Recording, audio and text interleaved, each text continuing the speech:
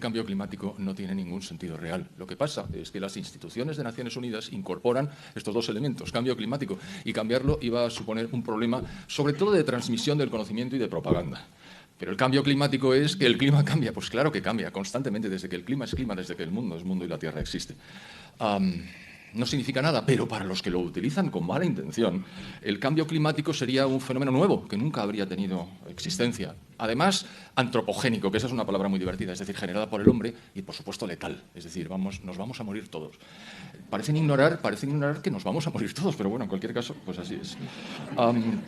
Así es que no vale ya ni disrupción climática, ni el clima en ebullición. Antonio Guterres, el secretario general de Naciones Unidas, es muy imaginativo y ocurrente. Eso de llamar caos climático y ebullición a un día como el de hoy, verdaderamente he hecho trampa. Esto no es el clima, esto es el tiempo atmosférico. El clima es a mucho más largo plazo, pero es que es completamente absurdo. En fin, va a prevalecer el conjunto vacío que se llama cambio climático. ¿Y cómo es que digo que el clima cambia constantemente? Pues será porque cambia constantemente. Por ejemplo, Baja Edad Media, entre los siglos VIII y XIV.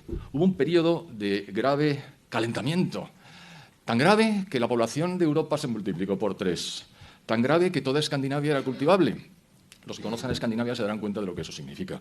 Y tan grave que hay una isla gigantesca en el norte que se llama Groenlandia, que significa tierra verde.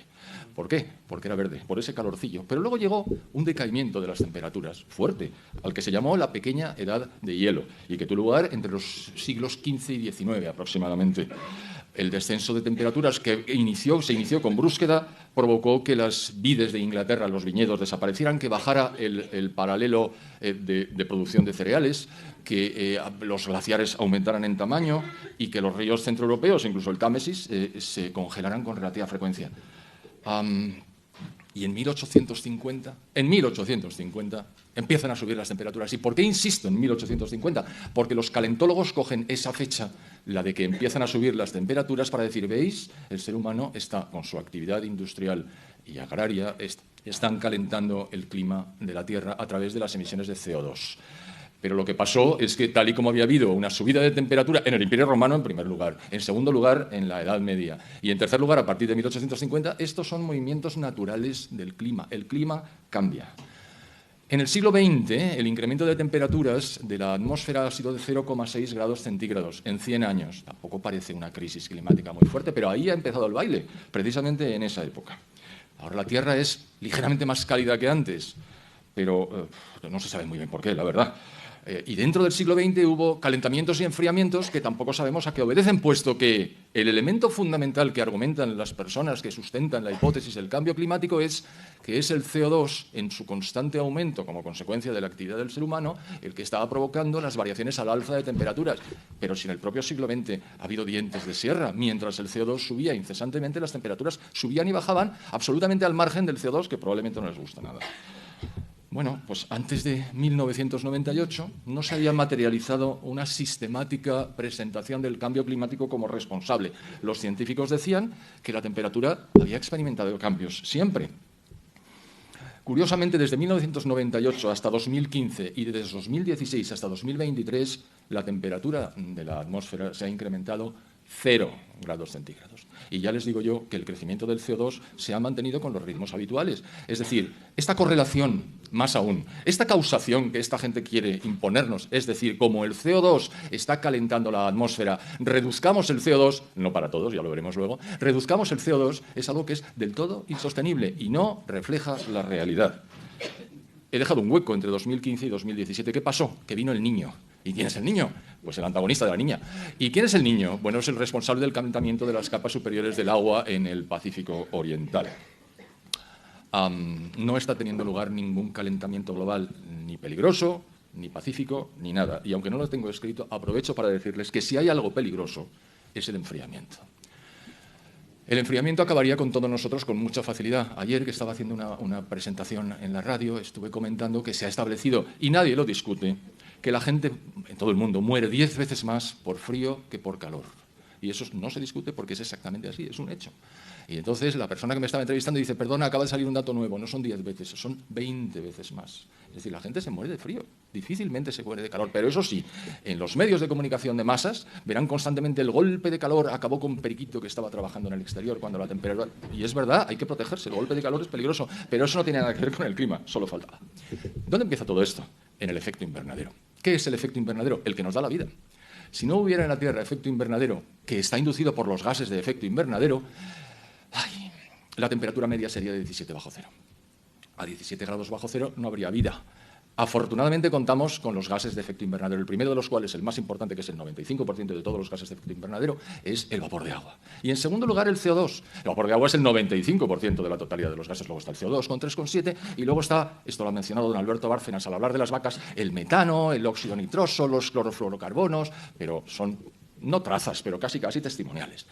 Pero, en un momento dado, tres norteamericanos científicos, publicaron en Nature, que es una revista científica en 1998, un artículo que se conoce como el palo de hockey. Y lo que hicieron fue decir, miren ustedes, desde el año 1000 hasta el año 1850 la temperatura no se ha movido. Eso es completamente falso, pero lo dijeron. Pero luego crece vertiginosamente como consecuencia de la revolución industrial. Ergo, hay una correlación entre CO2 y temperaturas. Más allá todavía, hay una causación. El CO2 provoca el incremento de temperaturas. Como en el efecto invernadero. Efectivamente, el efecto invernadero es que llegan las emisiones de onda corta de los rayos solares, golpean la Tierra y cuando van a salir, los gases de efecto invernadero, cual mantita o edredón, impiden que salga la totalidad de ellos y nos mantienen a esta temperatura tan estupenda que es de 14 grados de media. En la Tierra, que permite la vida, no solo permite la vida, si somos ya más de 8.000 millones, vaya exitazo, algunos quieren acabar con él. Bueno, entonces, el palo de hockey es falso como un duro de madera. Ahora hablaremos del IPCC. El IPCC es un organismo que luego mencionaré, pero que en su tercer informe, hace informes cada 5 o 6 años aproximadamente, presentó el palo de hockey como diciendo, ven ustedes, el ser humano es el culpable. Les duró 5 años. En el cuarto informe retiraron el palo de hockey por tramposo.